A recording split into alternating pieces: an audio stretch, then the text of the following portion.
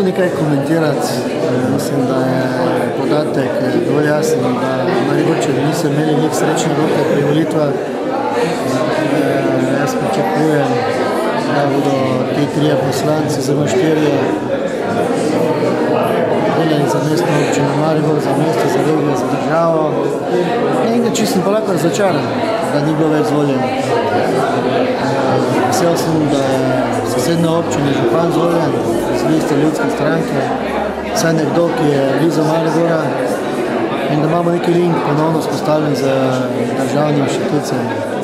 Kakšna bo pa vlada, bo pa potrebno počakati in videti, kaj si lahko obetamo od nove vlade. Sami ste član Ljudske stranke, gospod Bojan Šrot napoveduje tudi odstop, oziroma možno je, da bo odstopil. Boste v tem primeru vi kandidirali mogoče kot za predsednika stranke? Znajte, jaz imam svojo stranko v tem danem trenutku mestno občino Maribor in ne znam se predstavljati, da je bil predsednik stranke in delo kot župan v mestni občini Maribor. To ne gre in ne razmišljamo o kandidaturi za predsednika. In to je vse prerano govoriti. Vi ste najbolj podpirali kot župani svoje poslance v kampanji? Vsi smo podpirali, ne samo župani SLS, pokažite me enega župana, ki ni svojih kandidatov podpiral.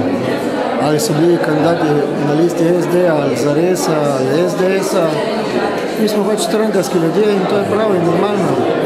Zgodilo se pač to, kar se je zgodilo v sosednji državi, na Hrvaškem.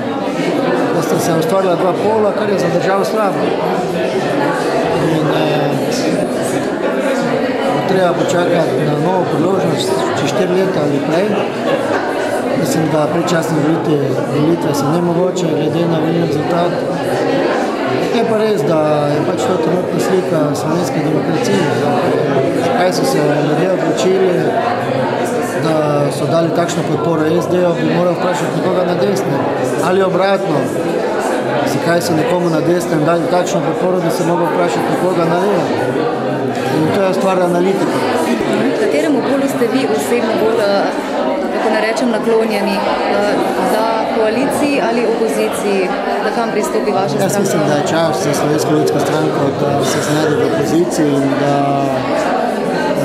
prevetri svoj program, svoje ljudi in da se kali za naslednje 4 leta.